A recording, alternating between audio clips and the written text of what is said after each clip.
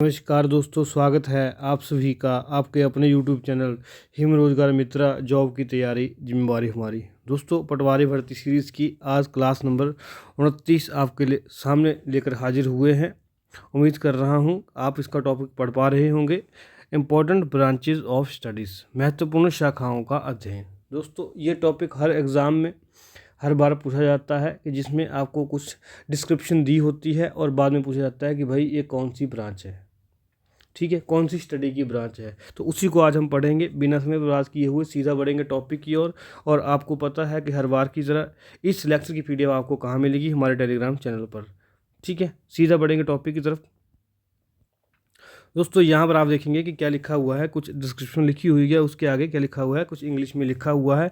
ये क्या है, उस टॉपिक का नाम है या स्टडी अध्ययन का नाम है जो इसको कहा जाता है। जैसे देखो, रोगों का अध्ययन, इसको क्या कहा जाता है, पैथोलॉजी कहा जाता है। दोस्तों, जो HPTC आर्ट्स का हाल ही में एग्ज़ाम हुआ उसमें ये क्वेश्चन पूछे गए थे, ऐसे क्वेश्चन पूछे गए थे। इसीलिए हम लोग इस टॉपिक को लेकर आपके सामने उपस्थित हुए हैं, ताकि हिमाचल प्रदेश पटवारी एग्ज़ाम में भी आपका एक नंबर जो है वो पक्का हो जाए। ठीक है, तो पहले हमने बात की रोगों का अध्ययन क्या कहा जाता है, उसको पैथोलॉजी कहा जाता है। शरीर की क्रियाओं का अध्ययन, इसको क्या कहा जाता है, फिजियोलॉजी कहा जाता है। मानव शरीर की संरचना, एनाटॉमी कहा जाता है, इसको आप ध्यान रखेंगे। त्वचा का अध्ययन, डर्मेटोलॉजी कहा जाता है। ठीक है, किसी व्यक्ति को त्वचा के रोग हो जाते हैं, स्किन का रोग हो जाता है, कोई भी, किसी को पिंपल्स हो रहे हैं, किसी को क्या हो रहा है, तो उसको क्या कहा जाता है, उसकी स्टडी को डर्मेटोलॉजी कहा जाता है। ये आप ध्यान रखेंगे। आगे आता है हमारे पास रक्त। रक्त मतलब खून, खून का अध्ययन किसको कहा जाता है, हेमाटोलॉजी, हेमाटोलॉजी कहा जाता है। ये आपको ध्यान रखना पड़ेगा दोस्तों, और कोई लोड लेने की ज़रूरत नहीं है। 2-3 बार वीडियो को देखोगे, चाहे 1.5 पे देखो, 2 पे देखो, आपको बिल्कुल याद हो जाएगा। ठीक है, लिखने की ज़रूरत भी नहीं है। PDF आपको कहाँ मिल जाएगी, हिम रोजगार मित्रा यूट्यूब के डिस्क्रिप्शन में लिंक दिया गया होगा, वहाँ से आप क्लिक करेंगे, हमारे टेलीग्राम चैनल पे पहुँचेंगे, वहाँ पे आपको क्या मिल जाएगी, PDF मिल जाएगी। ठीक है, रक्त का अध्ययन, हेमाटोलॉजी। आगे बढ़ेंगे, हृदय का अध्ययन, कार्डियोलॉजी, ये तो आप सभी को पता होगा, हृदय। ठीक है, आगे आता है तंत्र का अध्ययन, न्यूरोलॉजी।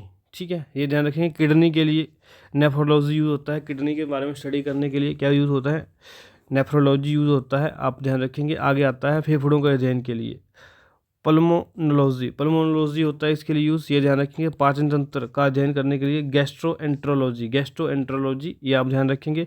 कैंसर के अध्ययन के लिए ऑन्कोलॉजी। दोस्तों, कम से कम ज़्यादा नहीं तो 10 बार ये क्वेश्चन जो है वो एग्जामों में आया हुआ है, विभिन्न एग्जामों में। ये आप लोग ध्यान रखेंगे कि कैंसर का अध्ययन के लिए कौन सा शब्द यूज किया जाता है, ऑन्कोलॉजी को, कौन सा शब्द, ऑन्कोलॉजी। ठीक है, आगे बढ़ेंगे। आगे आता है आंखों का अध्ययन। आंखों का अध्ययन आप क्या बोलते हैं भाई, आंखों वाले डॉक्टर के पास जाएंगे, लेकिन नहीं, उस शब्द को, आंखों के अध्ययन से रिलेटेड शब्द को क्या कहा जाता है, ऑप्थोथेल्मोलॉजी, ऑप्थेल्मोलॉजी ये कहा जाता है। ठीक है, ये आप ध्यान देंगे। आगे आता है हड्डियों का अध्ययन। हड्डियों का अध्ययन के लिए क्या कहा जाता है दोस्तों, कौन सा शब्द है, ऑर्थोपेडिक्स, ऑर्थोपेडिक्स, ये आप ध्यान रखेंगे दोस्तों। यहाँ पर दोस्तों आंखों वाले व्यक्ति काफ़ी कंफ्यूज होते हैं, ये आप ध्यान रखेंगे। ठीक है, आगे आता है दांतों का अध्ययन। दांतों के अध्ययन के लिए क्या कहा जाता है, डेंटिस्ट्री कहा जाता है। क्या कहा जाता है, डेंटिस्ट्री, ये तो आप सभी को पता होगा। आगे बढ़ेंगे। आगे आता है मानसिक रोगों का अध्ययन करने के लिए साइकेट्री, साइकेट्री शब्द यूज होता है। क्या शब्द होता है, साइकेट्री। ठीक है, आगे बढ़ेंगे। जीवों का अध्ययन, उसके लिए बायोलॉजी यूज़ होता है। पौधों के लिए बॉटनी यूज़ होता है। जानवरों के लिए जोलॉजी यूज़ होता है। और दोस्तों, बच्चों को कन्फ्यूज़न कहाँ होता है, बॉटनी और जोलॉजी में, बॉटनी और जोलॉजी में। आप दोस्तों इसको याद कैसे रखेंगे, जब आप पढ़ेंगे ZOO, जू, जू के में क्या रहते हैं, जानवर, तो इसीलिए क्या होगा, जानवरों के अध्ययन के लिए जूलॉजी यूज़ होगा। ठीक है, ये आप ध्यान देंगे। और पौधों के लिए बॉट। आगे क्या आता है हमारे पास, सूक्ष्म जीवों के अध्ययन के लिए माइक्रोबायोलॉजी। ठीक है, माइक्रोबायोलॉजी। ठीक है, आगे आता है बैक्टीरिया का अध्ययन के लिए बैक्टीरियोलॉजी, बैक्टीरियोलॉजी, ये आप ध्यान देंगे दोस्तों। ये जो अगला टर्म आएगी हमारे पास वायरस के अध्ययन के लिए, ये भी कई बार आ चुका है, वायरोलॉजी, वायरोलॉजी, ये आप ध्यान देंगे। और फफूंद का, दोस्तों इसको तो मैं 3 स्टार लगा दूं तब भी कम पड़ेंगे मेरे हिसाब से, कि ये कई बार जो है कई एग्जामों में पूछा जा चुका है। क्या, फफूंद के अध्ययन को क्या कहा जाता है, माइकोलॉजी, माइकोलॉजी, ये आप ध्यान देंगे। फफूंदी के अध्ययन को क्या कहा जाता है, माइकोलॉजी कहा जाता है। ठीक है, परजीवियों के अध्ययन के लिए पैरासाइटोलॉजी कहा जाता है, पैरासाइटोलॉजी, पैरासाइटोलॉजी, ये आप ध्यान देंगे। आगे आता है वंशागति के अध्ययन के लिए जेनेटिक्स शब्द यूज होता है। ठीक है, पर्यावरण के लिए इकोलॉजी यूज होता है, ये तो आप सभी को पता है। पृथ्वी के अध्ययन के लिए जियोग्राफी यूज होता है, काफ़ी आसान टर्म है। आगे आता है चट्टानों या भू प्रॉपर्टी के अध्ययन के लिए जियोलॉजी, ठीक है। जियोलॉजी, जियोलॉजी ये आप ध्यान देंगे, जियोलॉजी यूज होता है। भूकंप के अध्ययन के लिए सिज्मोलॉजी, उसको 2 स्टार में इसको भी लगाऊंगा। कई एग्जामों में क्वेश्चन आया हुआ है, बच्चे वहाँ पर कंफ्यूज हो जाते हैं, ठीक है। ये आप ध्यान देंगे कि भूकंप के अध्ययन को क्या कहा जाता है, सिज्मोलॉजी कहा जाता है, सिज्मोलॉजी कहा जाता है, ठीक है। आगे बढ़ेंगे, आगे आता है ज्वालामुखी के अध्ययन के लिए वोल्केनोलॉजी यूज होता है, ठीक है। मौसम के अध्ययन के लिए मटीरियोलॉजी, ठीक है। अखबार पढ़ते होंगे आप या एनसीईआरटी पढ़ते होंगे, वहाँ पर जब भी मौसम की बात आती है तो वहाँ पर क्या आता है, मटीरियोलॉजी शब्द यूज होता है, ठीक है। ये आप ध्यान देंगे। जलवायु के लिए क्लाइमेटोलॉजी यूज होता है, ठीक है। महासागरों के अध्ययन के लिए ओशिनोग्राफी यूज होता है, ये आप ध्यान देंगे। खगोल पिंडों के अध्ययन के लिए एस्ट्रोनॉमी यूज होता है, ठीक है। तारों के भौतिक गुणों के अध्ययन के लिए एस्ट्रोफिजिक्स यूज होता है, ठीक है। मृदा के लिए पेडोलॉजी, दोस्तों इसको भी मैं क्या करूँगा, डबल स्टार तो बनता ही है भाई इसको। ये भी कई बार एग्जामों में आया हुआ है क्या, कि मृदा मिट्टी के अध्ययन को क्या कहा जाता है, पेडोलॉजी कहा जाता है, ठीक है। आगे बढ़ेंगे, वनों का अध्ययन के लिए फॉरेस्ट्री कहा जाता है, ये तो आप सभी को पता है। फसलों के लिए एग्रोनॉमी यूज होता है। फल सब्जियों के लिए हॉर्टिकल्चर यूज होता है, ये तो आप सभी को पता होना चाहिए दोस्तों। अगर नहीं पता है तो भाई यहाँ से पढ़ लो कि वनों के लिए फॉरेस्ट्री, फसलों के लिए एग्रोनॉमी, फल सब्जियों के लिए हॉर्टिकल्चर, ठीक है। आगे आता है रेशम, रेशम के लिए सेरिकल्चर यूज होता है। मुझे लगता है कम से कम ज़्यादा नहीं तो 100 से 200 बार एग्जामों में पूछा गया सवाल है ये, क्या कि रेशम उत्पादन के अध्ययन को क्या कहा जाता है, सेरिकल्चर कहा जाता है, ठीक है। मधुमक्खी पालन को एपीकल्चर कहा जाता है। मछली के पालन को क्या कहता है, पिसीकल्चर कहा जाता है। दोस्तों ये तो सब स्टार मार्क चीज़ें हैं, हर एग्ज़ामों में पूछी गई हैं, चाहे वो एसएससी हो, चाहे एनटीपीसी हो, चाहे एचएस हो, लाइड हो या पटवारी हो, जेआईटी हो, हर एग्ज़ामों में यहाँ से क्वेश्चन आएगा ही आएगा। क्या, रेशम के लिए सेरिकल्चर, मधुमक्खी के लिए एपीकल्चर और मछली के लिए पिसीकल्चर, ठीक है। आगे हमारे पास क्या आएगा, मानव जाति के अध्ययन के लिए एंथ्रोपोलॉजी, ठीक है। मानव जाति के अध्ययन के लिए क्या यूज़ होता है, कि मानव इवॉल्व कैसे हुआ, उसके लिए क्या यूज़ होगा, एंथ्रोपोलॉजी यूज़ होता है, ठीक है। आगे बढ़ेंगे, समाज के अध्ययन के लिए सोशियोलॉजी, आप सभी को पता है इसको समाजशास्त्र कहा जाता है।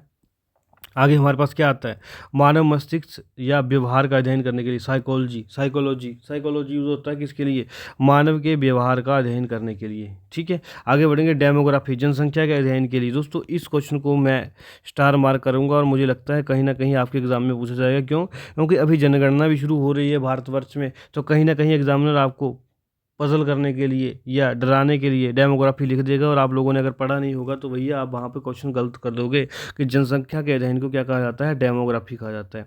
डाक टिकटों के अध्ययन के लिए, ये तो टीटी आर्ट्स में इस बार क्वेश्चन आया हुआ था, इसमें कोई दो राय नहीं है। हिमाचल प्रदेश की अभी एचपीआरसी द्वारा जो कंडक्ट कराया गया पेपर टीटी आर्ट्स का, उसमें क्वेश्चन आया हुआ था, ये डाक टिकटों के अध्ययन को क्या कहा जाता है, फिलैटली कहा जाता है। क्या कहा जाता है, फिलैटली, ठीक है।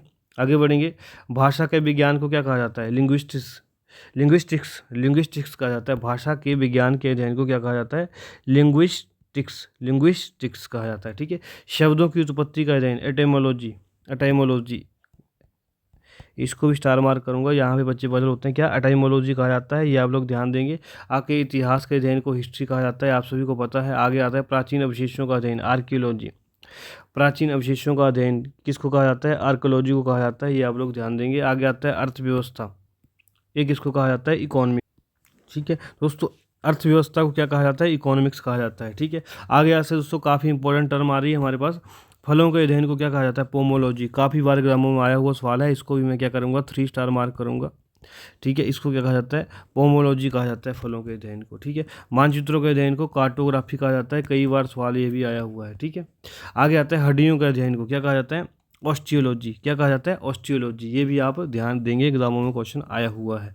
आगे दोस्तों हमारे पास क्या आता है, शैवाल के अध्ययन को फाइकोलॉजी कहा जाता है, इसको भी मैं 3 स्टार लगा रहा हूँ क्योंकि एग्जामों में सवाल पूछे गए हैं, ठीक है दोस्तों। तो ये थे हमारे इंपॉर्टेंट जो क्या थे, ब्रांचेज ऑफ स्टडीज़ जो एग्जामों में पूछी जाती हैं। उम्मीद कर रहा हूँ कि आपको ये लेक्चर फ़ायदेमंद साबित होगा। एक बार मैं चाह रहा हूँ कि आपको मैं इसको दोबारा रिवाइज़ कर दूँ ताकि आपके दिमाग में यही चीज़ें घुस जाएँ। बहुत जल्दी जो है इसको रैपिड फायर में राउंड में एकदम दोबारा जो है एक बार पढ़ेंगे। क्या, रोगों का अध्ययन, पैथोलॉजी, शरीर की क्रियाएं, फिजियोलॉजी, मानव के शरीर की संरचना, एनाटॉमी, त्वचा के लिए डर्मेटोलॉजी, रक्त के लिए हेमाटोलॉजी, हृदय के लिए कार्डियोलॉजी, तंत्र के लिए न्यूरोलॉजी, किडनी के लिए नेफ्रोलॉजी, फेफड़ों के लिए पल्मोनोलॉजी, ठीक है, पाचन तंत्र के लिए गैस्ट्रोएंट्रोलॉजी, कैंसर के लिए ऑन्कोलॉजी, आंखों के लिए ऑप्थेल्मोलॉजी, ठीक है। हड्डियों के लिए ऑर्थोपेडिक्स, दांतों के लिए डेंटिस्ट्री, मानसिक रोगों के लिए साइकेट्री, जीवों के लिए बायोलॉजी, पौधों के लिए बॉटनी, जानवरों के लिए जियोलॉजी, सूक्ष्म जीवों के लिए माइक्रोबायोलॉजी, बैक्टीरिया के लिए बैक्टीरियोलॉजी, वायरस के लिए वायरोलॉजी, फफूंद के लिए माइकोलॉजी, परजीवी के लिए पैरासाइटोलॉजी, ठीक है। वंशागति के लिए जेनेटिक्स होता है, पर्यावरण के लिए इकोलॉजी होता है, पृथ्वी के लिए जियोग्राफी होता है, चट्टानों भूप्रकृति के लिए जियोलॉजी होता है। यहाँ पे भी कंफ्यूज होते हैं बच्चे, ठीक है। भूकंप के लिए सिज्मोलॉजी, ज्वालामुखी के लिए वोल्केनोलॉजी, मौसम के लिए मेटीरियोलॉजी, ठीक है।